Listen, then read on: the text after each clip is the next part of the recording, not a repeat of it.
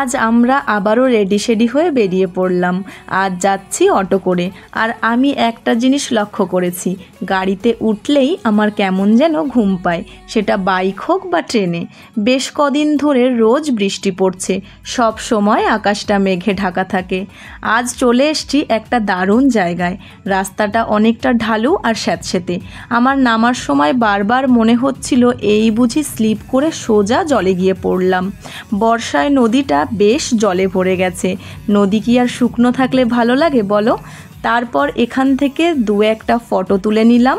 ভাবছি কাল ইনস্টাগ্রামে পোস্ট করব। নদীটাকে পার করার জন্য এখানে নৌকাও ছিল, ওঠার মন করছিল, কিন্তু সন্ধ্যা হয়ে যাওয়ায় সেটা আর হয়ে উঠল না।